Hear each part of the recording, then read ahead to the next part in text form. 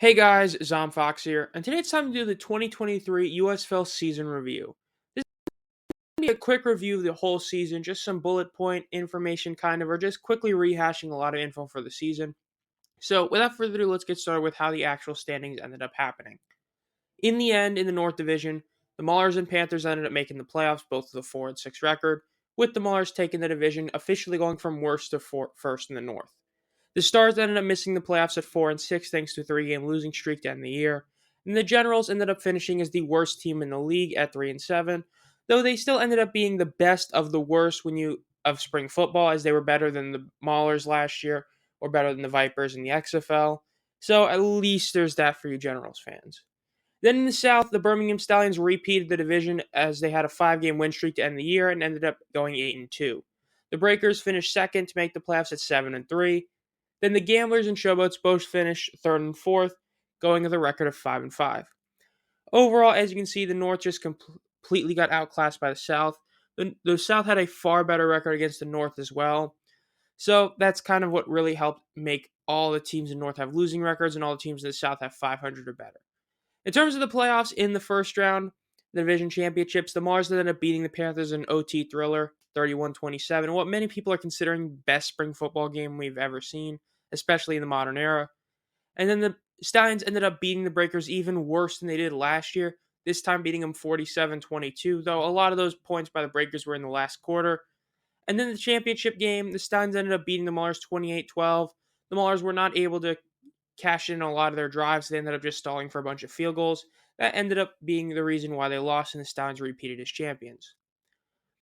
So, in terms of the biggest disappointment of the season, it was obviously the Generals. Look, we could say the Stars all we want about how, they went from the title game and favorites to lose. Nah, the Generals are the worst, because once you got past about like week 4, they just never looked good. The team, it's really easy to see why, however. Points allowed last year, they were great. They didn't allow a ton of points, so their offense could just run the ball and score a bit. They ended up allowing 34 more points this year, going from 172 to 206. So you're going from 17 points per game to 20. That's a big deal, especially when your team is focused on running the ball. But even then, is it really? The big thing with this team is that they brought back their same big three on the ground. That was the quarterback, DeAndre Johnson, and then Darius Victor and Trey Williams at running back. The big three last year had 1,466 yards. This year, they only had 1,120. And that's despite the fact that DeAndre Johnson played significantly more time than he did last year, as he was basically the de facto number one for most of the year. And without Cavante Turpin, the team's receiving game really regressed, and you could see that by the quarterback passer rating. As without both Perez and Johnson instead of just Johnson, basically as Prukop and everyone else they played wasn't really up to par. In the end, the passer rating went down from 104.9 last year as a team to 85.5 this year. Those three things are the biggest reason why this team ended up going from this juggernaut team that everyone thought was going to go and probably win the title to just getting basically pwned. 3-7, not good. Then, in terms of the biggest surprise team, even though they missed the playoffs, I would say it's the Gamblers. Look, the Maulers, we expected to be better. We looked at it and saying, no matter who you got as head coach, it was better than Kirby Wilson. And the fact is that they got a somewhat decent quarterback, and they got a lot of help on defense over the offseason. The Gamblers, nobody really thought this team was going to be good. The fact is that they lost nearly their entire defense, which was the only reason they were even competitive last year. And they also lost Clayton Thorson, who's a very solid, not great, but solid QB. And instead, they finished 5-5, a much better record than last year, and literally were in the playoff hunt in the last week of the season. The biggest shock is the fact they did this despite the fact they allowed 30 more points, and the fact that their turnover differential was 10 worse than it was last year. But a big help for that was the fact they weren't blowing halftime leads, and the fact that their yardage stat was above by 600 yards nearly. So they were able to get a ton more yards than last year, and a lot of that was thanks to their offensive player of the year in Mark Thompson, who ended up just being a monster this year. Because of that, they were able to end up winning this, and especially considering that their turnover differential, a couple weeks in the beginning of the year, they had like a -7 turnover differential nearly in the first just 2 weeks, so that was a big reason for it back when they were losing. So they were definitely the biggest surprise team, even though I know some people might say the Maulers. I think this was. Now, in terms of some overall reviews, the attendance. Now, the big L the USFL took was they decided again to not have the numbers be official. Now it looks like they won't have that till probably year 4 when every team is in their home stadium, because it looks like that won't happen until year 4. Maybe we're all wrong, and hopefully next year a lot of things change. But in terms of the attendance and what we can view and what we hear through the, all the routes and stuff, the Stallions get a 4 out of 10 to me. The Stallions should have been the best team in attendance. Instead, they were pretty bad. Basically, they had the playoff game, the opening week, and then the game against the Stars were like the only games they actually had people in there. Every other game was piss poor and rivaled the Vipers in the XFL for poor attendance. That's bad.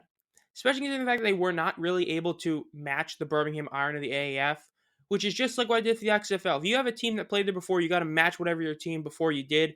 The Stallions did not. They were a huge disappointment. The fact that you're defending champs, you got a second time at the Hub, and in your 6 games that you played at home since, well, actually 7 they played at home since. They had the 5 in the regular season, the 1 with the Breakers who shared the Hub with them, and the playoff game. Through 7 games, you had 3 that were good. Yeah, you guys were disappointments. Memphis, however, gets an 8 out of 10. Their opening game had easily over 20. I think it was about 25,000. Some people, well, Fox says 30,000. Others say 20. Let's just say their opening game was insane. And despite the fact that they really were pretty bad for a couple of the other home games, they still had a really solid crowd there. They routinely beat the Express from the AAF in attendance numbers. It was very obvious if you go watch what Memphis Express games look like and then you looked at the Memphis Showboats. So the fact they were able to easily beat them is a great thing. The only reason they get an 8 out of 10 is because naturally, once you got past that first week, they really weren't able to match that. They still had overall solid attendance for most of the year, but it didn't have that whole thing, and the fact is the crowd wasn't as loud as you would love it to be for a team like that. So 8 out of 10. Then Michigan gets a 6.5 out of 10. This one is just close. To put it simply, I don't think they were as good as Memphis, but they were definitely way better than the Stallions. The fact is that the USFL really screwed them by having 4 straight home games, and even with that, the Panthers still were pretty solid, as they were the most consistent of all the teams basically to have fans in both the home and away sections. They were overall really solid, having over 10K every game, but there was not a single game where you looked at and were like, oh yeah, this game is insane. So it was overall like you had a really solid attendance number, but you had better than what you'd expect, and considering the circumstances of 4 straight games, which is always a bad thing for you, the fact they were able to have what they did, I think was overall a W. Because of that, give them a 6.5. And as for the championship game, I give it an 8 out of 10. It was pretty lifeless, but they were able to be close to what the game had last year. That's despite all the rain that happened and all the rain that was supposed to happen and thunderstorms.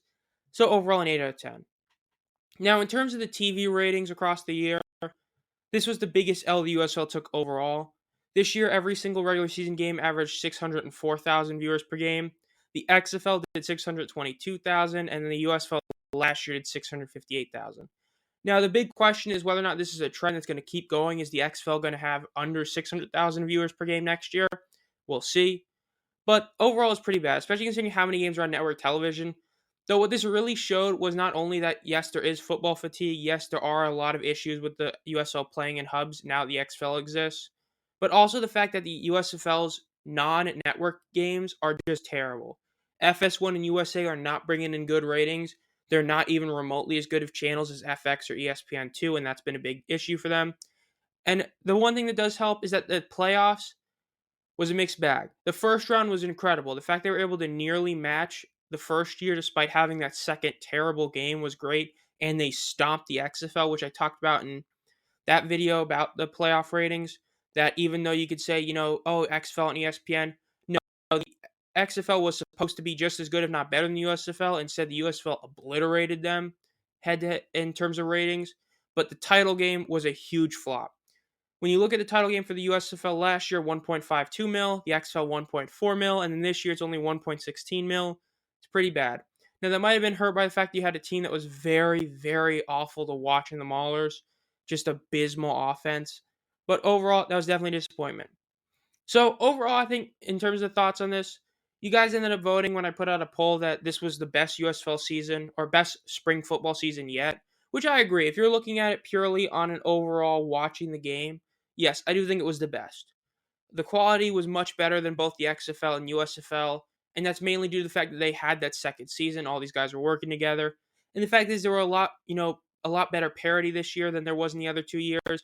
The XFL basically at week 3, you knew which teams were good and which ones weren't, and the only team that changed, the one that signed everybody. The USFL this year, however, a lot of teams looked really good at different points in the season. So I think it was overall a great season. This has been Zom Fox. Make sure to subscribe and hit the bell. We still have a couple of videos coming out that have to do with this past season. We have videos coming out that are recapping a lot of comparing the 3 seasons of spring football so far.